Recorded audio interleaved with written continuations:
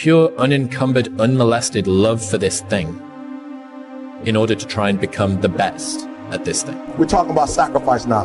The important thing is this. You're right in why I'm saying it, because I only have about 3 more minutes. Listen to me. The most important thing is this: to be able at any moment to sacrifice what you are for what you will become. That's the number 2 thing. You got to catch that one. To be able to, listen to me, at any moment.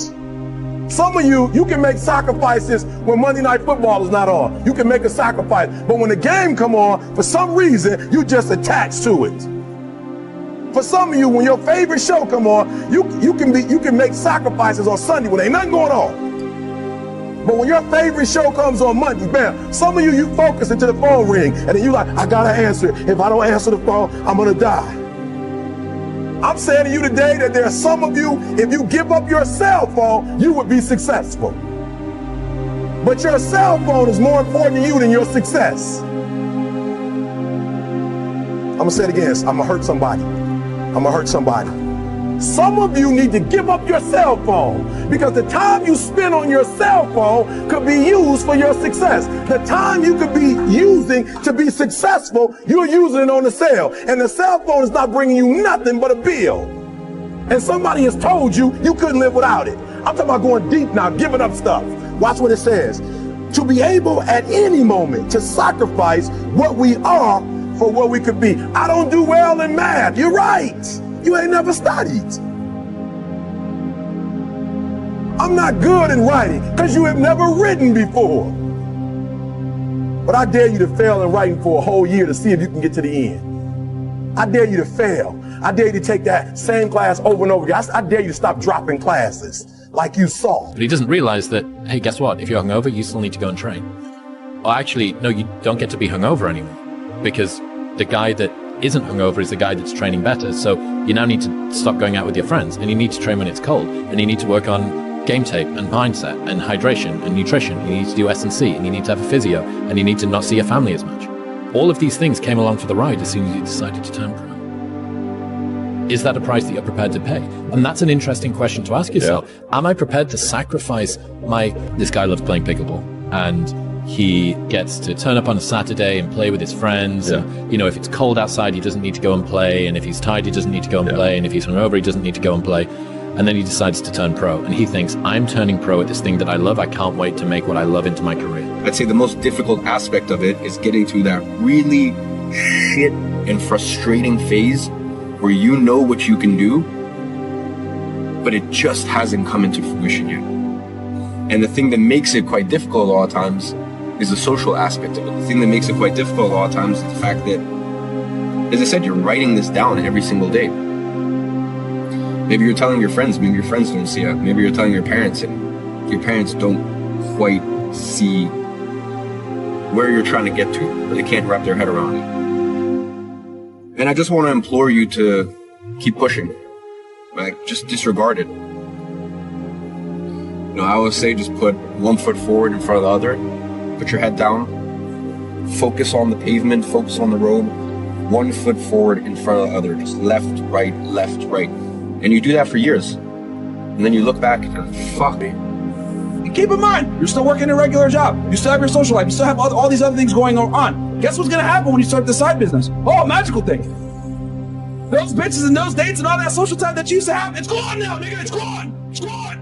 Because as soon as you spend that money, you no longer are going to do all the fuck shit that you used to do when you had your regular job. Like I told y'all before, this isn't for everybody. Are you prepared to sacrifice? You want to really be an entrepreneur while simultaneously having your other job? This is going to be the hardest part, because you'll be working a regular job 40, 50 hours per week, and you're going to be working on your business. Are you prepared to make the actual sacrifice? A lot of you fuck, it's hard. Let's give it 1,000. A lot of you guys just want to sit there and let you do it. And do some bullshit on the side, not make any money. It's not a business, it's a fucking hobby. So ask yourself, look in the mirror. Are you really ready to do this? Are you prepared to cut off friends? Are you prepared to not go on vacation? Are you prepared to sit there and go to your real job with 1 hour of sleep because you're gonna build your business all fucking night?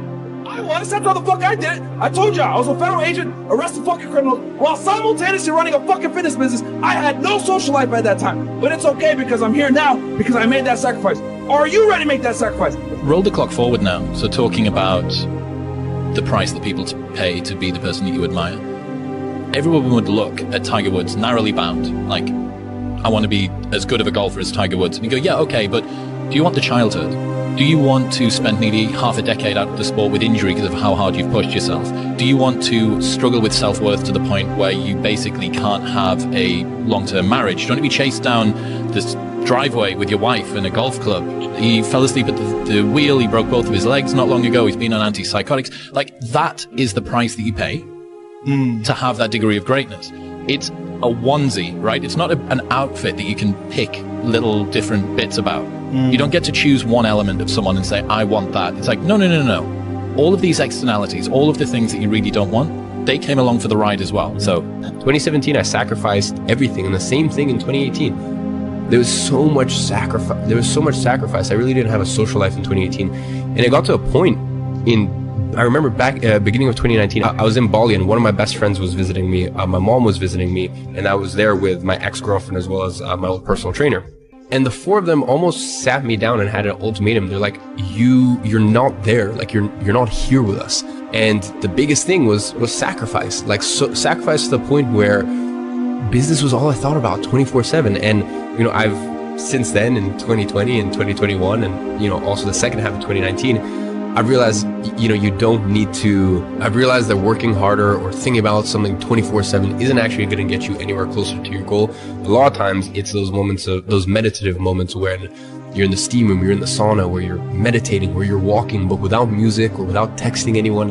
And that's really where those flashes of brilliance come to you. But all of this is to say sacrificing your 20s. I think your 20s honestly are for sacrifice. So we also, if you sacrifice up until you're 27, you still have many, many good years to go out there, have a good dating life, meet a bunch of very interesting people.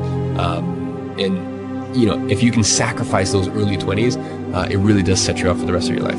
I want you to enjoy the journey. I want you to remember that these are your glory years. These years right now as a teenager, and especially in your early teens even, these are the years you're going to look back at with fondness, because these are the years that you built. You built your character, the person that you are going to become. I can tell you right now that my most fond years were probably the year before I started my first ever business when I was 16, and a couple years after that. The years where things were tough, they were not easy. I was making sacrifices. It was difficult at the time, but I have so much appreciation for it now. So please, if things are difficult or they're hard right now, take a moment to appreciate it, because these are the years you're going to be talking about in a decade, 2 decades. I'll tell you something in full honesty, full transparency. The way that I live right now is not cohesive to being the best partner that I could potentially be, to being the best son I could potentially be. My interpersonal relationships is not cohesive to that. Because I have so much burden and so much stress on my shoulders and so many things to manage at any given time, it's such a massive organization, as I said, to be the captain of and make sure that our ship is safe and it's going in the right direction. I forget birthdays all the time. I don't call my mom every day. And if you're a good friend or a good son, you do those things, or at least you strive to. Now, that's where I am right now. In 10 years or 5 years, it could be a totally different story. How could I make things better? It's something like that. And that's like, what sacrifices do I need to make in order to make things better? That's a good question to ask yourself. You could ask yourself that every morning. What sacrifice do I have to make things better? You can decide what constitutes better. How about that? Then it's not even as if it's being imposed on you. Come up with your own notion of what constitutes better. Try to make it sophisticated. It should just be better for you, because that isn't going to work very well, right? You're just going to fall downstairs if you do that, because you have to live with other people. And besides, it's stupid anyways. What are you going to do? There's nothing you can even say about that. It's so, that's the attitude of a very badly behaved, hyper-aggressive 2-year-old. And I mean that technically. And so you could ask yourself, well, how I have this day that lays itself out in front of me. What thing could I let go of that's impeding my progress, that if I let go of would make my life better, my family's life better, my culture's life better, my being better? And then that would give you something to do for the day, wouldn't it? To justify your miserable life. you do have the sense of yourself as something that stretches across the decades. Okay, and so what that means is that you have to conduct yourself in a manner that isn't merely immediate. You have to conduct yourself in a manner that will work across time. Now, how do people do that?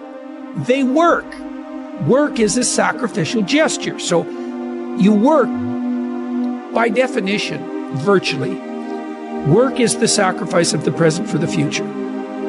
I mean, maybe someone can come up with a better definition of work than that, but I don't think so. It's like you put in time and effort right now. It's something, even if it's something maybe not what you'd like to be doing at the moment, you put in time and effort because you believe, what the hell does that mean? Believe it'll pay off. You guys, it really comes down to this. You can either A, right, sacrifice temporary fun for permanent dreams, or sacrifice your permanent dreams for temporary fun. And the reality is a lot of you guys are willing to sacrifice your permanent dreams for some temporary fun. Yeah. And that temporary fun is never going to get you fucking anywhere. Because I'll tell you this, going to the club, partying, drinking, popping bottles, are those people going to be there 10 years from now when you're fucking brokey wondering what the fuck you did in the years that you were supposed to be productive? Let me tell you something, they won't fucking be there. I fell in love with an essay from Jason Pargin where he said, accept that all of your heroes are full of shit. Your heroes aren't gods. They're just regular people who got good at one thing by sacrificing literally everything else. There's no one in the parking lot except for my car. And everyone else probably getting home from some party right now because bars are closed right now too. You know, they're probably going to sleep and they're probably going to have to wake up and apologize to somebody for however way they act, because that's not who they really are. They're chemically induced to be a certain way, to have the social lubricants, or be able to talk, to be liked, and say they take something in order to be that guy. Just like people that do steroids, whatever else. I have to take this to be all that, you know, but who I am as an individual isn't quite good enough. That's why I need to take something and become somebody else. You know, it's a sad reality. Coming here at night and, you know, I don't know what it is about it, man. But like, man, it's just the air smells a little bit better right now. You know, when you say you're gonna do something and then you follow through and you do it, not at the end when you cross the marathon, you finish it, or your hands raised. I'm talking about right now.